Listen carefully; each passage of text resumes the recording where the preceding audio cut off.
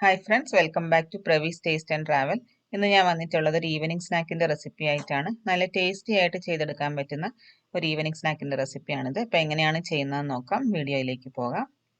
ഇതിനായിട്ട് നമുക്ക് ആദ്യം ഒരു ഫില്ലിംഗ് റെഡിയാക്കണം. അതിനായിട്ടൊന്ന് പാൻ ചൂടാകാൻ വെച്ചിട്ടുണ്ടായിരുന്നു. ഇതിലേക്ക് ഒരു സ്പൂൺ എണ്ണ ഒഴിച്ച് ചൂടാക്കാം.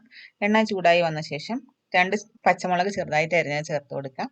അതേപോലെ തന്നെ മസാലയ്ക്ക് ആവശ്യത്തിനനുസരിച്ചിട്ടുള്ള സവാള വേണം. ഒരു ചെറിയ സവാള ചെറുതായിട്ട് അരിഞ്ഞത് ആഡ് ചെയ്യുന്നുണ്ട്. ആവശ്യത്തിന് ഉപ്പും കൂടെ ചേർത്ത് നന്നായിട്ടൊന്ന് വഴറ്റിയെടുക്കാം. സവാളയൊക്കെ ഒന്ന് മൂത്ത് നല്ല ഗോൾഡൻ നിറമായി വരണം. ആ ഒരു സമയം വരെ നമുക്കിത് വഴറ്റി കൊടുക്കാം.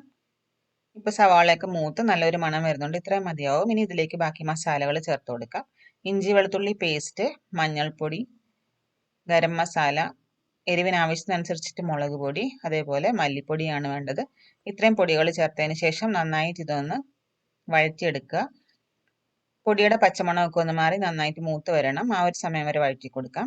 പൊടിയൊക്കെ മൂത്ത് വന്നിട്ടുണ്ട്. ഇനി ഇതിലേക്ക് തക്കാളി വേണം. ഒരു ചെറിയ തക്കാളി ചെറുതായിട്ട് അരിഞ്ഞതും കൂടെ ആഡ് ചെയ്തതിന് ശേഷം നന്നായിട്ട് ഇളക്കി യോജിപ്പിച്ചെടുക്കാം. തക്കാളിയൊക്കെ നന്നായിട്ട് ഒന്ന് വെന്ത് വരണം.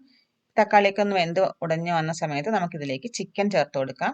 ഉപ്പും കുരുമുളകും അതേപോലെ തന്നെ മഞ്ഞൾപ്പൊടിയും ഇട്ട് വേവിച്ച ചിക്കനാണിത്.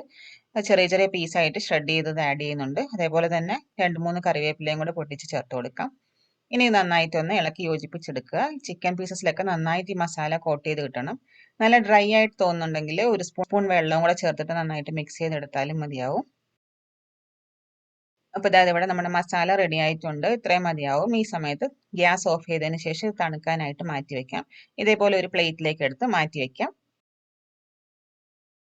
ഇനി നമുക്ക് ഇതിന് വേണ്ടിയിട്ട് ഒരു റാപ്പ് തയ്യാറാക്കണം. നമുക്ക് മിക്സിയിലാണ് മാവ് റെഡിയാക്കി എടുക്കുന്നത്. ഇതേപോലെ മിക്സിയുടെ വലിയ ജാറിലേക്ക് ഒരു മുട്ട ചേർത്ത് കൊടുക്കാം. 3/4 കപ്പ് വെള്ളം വേണം. അതും കൂടെ ആഡ് ചെയ്ത് കൊടുക്കുന്നുണ്ട്. ഇനി വേണ്ടത് മൈദയാണ്. 1 കപ്പ് മൈദ അളന്നെടുത്ത് വെച്ചതാണ്. അതും കൂടെ മിക്സിയുടെ ജാറിലേക്ക് ആഡ് ചെയ്ത് കൊടുക്കാം. ഇതിന് പകരം വേണമെന്നുണ്ടെങ്കിൽ ഗോതമ്പ് പൊടി വേണമെങ്കിലും ചേർത്ത് കൊടുക്കാം. ബാറ്ററിന് ആവശ്യത്തിനനുസരിച്ചിട്ട് ഉപ്പ് ചേർത്ത് കൊടുക്കാം. ഇനി ഇതെല്ലാം കൂടെ നന്നായിട്ടൊന്ന് അടിച്ചെടുക്കണം. അടിച്ചെടുക്കുന്നതിന് മുമ്പ് സ്പൂൺ കൊണ്ട് ചെറുതായിട്ടൊന്ന് മിക്സ് ചെയ്ത് കൊടുത്താൽ കട്ട കെട്ടാതെ കിട്ടും. നന്നായിട്ടൊരു സ്മൂത്ത് ബാറ്ററായിട്ട് അടിച്ചെടുത്തിട്ട് വരാം.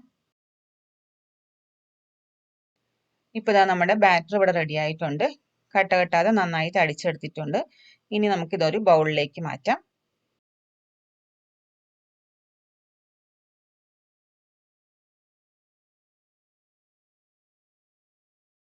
മാവ് ഇവിടെ കുറച്ച് തിക്കായിട്ടാണ് ഇരിക്കുന്നത്. അതുകൊണ്ട് നമുക്ക് മാവിന്റെ കൺസിസ്റ്റൻസി നോക്കിയിട്ട് വേണമെങ്കിൽ വെള്ളം ചേർത്ത് കൊടുക്കാം. എനിക്കിപ്പോൾ മാവ് കുറച്ച് തിക്കായിട്ടാണ് ഇരിക്കുന്നത്. അപ്പോൾ ഒരു 1-2 സ്പൂൺ വെള്ളവും കൂടെ ചേർത്ത് നമുക്കിതൊന്ന് ലൂസ് ആക്കിയിട്ടെടുക്കാം. മാവ് കട്ടിക്കിരുന്നാൽ നമ്മൾ ചുട്ടെടുക്കുന്ന സമയത്ത് ഫോൾഡ് ചെയ്യുമ്പോൾ പൊട്ടി പോകാൻ സാധ്യതയുണ്ട്. അപ്പോൾ അതുകൊണ്ട് കുറച്ച് തിന്നായിട്ട് ലൂസായിട്ടുള്ളൊരു ബാറ്ററായിട്ട് വേണം റെഡിയാക്കി എടുക്കാനായിട്ട്.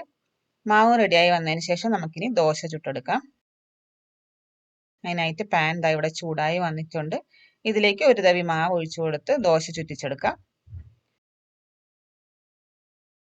പറ്റുന്നത്ര തിന്നായിട്ട് നൈസായിട്ട് തന്നെ പരത്തിയെടുക്കുക. ദോശ നന്നായി പരത്തി കൊടുത്തതിന് ശേഷം ഇത് നമ്മൾ തിരിച്ചിടുന്നൊന്നുമില്ല. ഇതിന്റെ മേൽഭാഗം ഒന്ന് ഡ്രൈ ആയി വരുന്നിടം വരെ വെയിറ്റ് ചെയ്യാം. അപ്പോൾ ഇതാ നമുക്ക് മേൽഭാഗമൊക്കെ നന്നായിട്ട് ഡ്രൈ ആയി വന്നിട്ടുണ്ട്. ഇത്രയും മതിയാവും. ഈ ദോശ നമുക്കൊരു പ്ലേറ്റിലേക്ക് എടുത്ത് മാറ്റാം.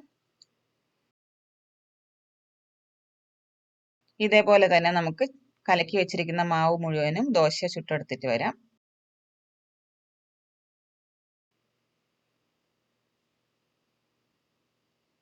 ഇപ്പോൾ ഇതാ ദോശ എല്ലാം ഇവിടെ റെഡി ആയിട്ടുണ്ട്. അതുപോലെ നമ്മുടെ ഫില്ലിങ്ങും റെഡിയാണ്. ഇനി ഇത് രണ്ടും കൂടെ നമുക്കൊന്ന് സെറ്റ് ചെയ്തെടുക്കാം.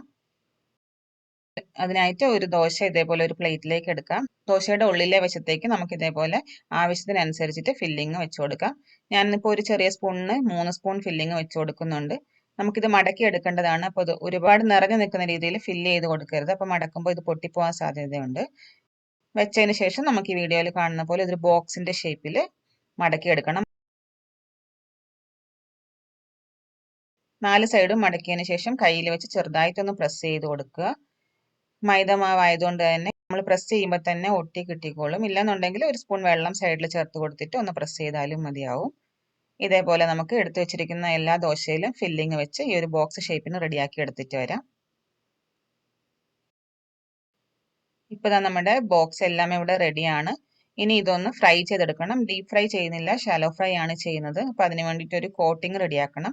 അതിനായിട്ട് 2 മുട്ടയിലേക്ക് ആവശ്യത്തിന് ഉപ്പ് ചേർത്ത് നന്നായിട്ടൊന്ന് അടിച്ചെടുക്കാം. കൂടെ അതിലേക്ക് കുറച്ച് അരിഞ്ഞു വെച്ചിരിക്കുന്ന മല്ലിയിലയും ചതച്ച മുളകും കൂടെ ആഡ് ചെയ്ത് അടിച്ചെടുക്കുന്നുണ്ട്. ഇനി നമുക്കിതൊന്ന് വറുത്തെടുക്കാം. അതിനായിട്ട് പാനിൽ 1 സ്പൂൺ എണ്ണ ഒഴിച്ചു കൊടുക്കാം. ഇത് നന്നായിട്ടൊന്ന് ചൂടായി വരണം. എണ്ണ ചൂടായി വന്ന ശേഷം ഈ ബോക്സുകൾ ഓരോന്നായിട്ട് നമ്മൾ റെഡിയാക്കി വെച്ചിരിക്കുന്ന മുട്ട മിക്സിയിൽ ഇതേപോലെ കോട്ട് ചെയ്തെടുക്കാം. അതിനുശേഷം മടക്കിയ ഭാഗം അടിയിൽ വരുന്ന രീതിയിൽ പാനിലേക്ക് വെച്ചു കൊടുക്കാം. ഇനി ഇത് നന്നായിട്ട് 2 സൈഡും മുരിഞ്ഞ് വരുന്നിടം വരെ തിരിച്ചും മറിച്ചുവിട്ട് നല്ലതുപോലെ വറുത്തെടുക്കാം. തീ കുറച്ച് വെച്ചിട്ട് ചെയ്യേണ്ട കാര്യമില്ല. ഓൾറെഡി എല്ലാം വെന്ത സാധനങ്ങളാണ്. ഇതിന്റെ കോട്ടിങ് മാത്രം ഒന്ന് മുരിഞ്ഞ് വന്നാലും മതിയാവും. അപ്പോൾ അതായത് ഇവിടെ റെഡി ആയിട്ടുണ്ട്. ഇത് നമുക്കൊരു പ്ലേറ്റിലേക്ക് മാറ്റാം. ഇതുപോലെ ചെയ്തു വെച്ചിരിക്കുന്ന സ്നാക്ക് മുഴുവനും ഒന്ന് ചെയ്തെടുത്തിട്ട് വരാം. ഇപ്പോൾ ഇതാ നമ്മുടെ സ്നാക്ക് റെഡി ആയിട്ടുണ്ട്. നല്ല ടേസ്റ്റി ആയിട്ടുള്ള സ്നാക്കാണ്. അപ്പോൾ നിങ്ങളിതൊന്ന് ട്രൈ ചെയ്ത് നോക്കുക, അഭിപ്രായം അറിയിക്കുക.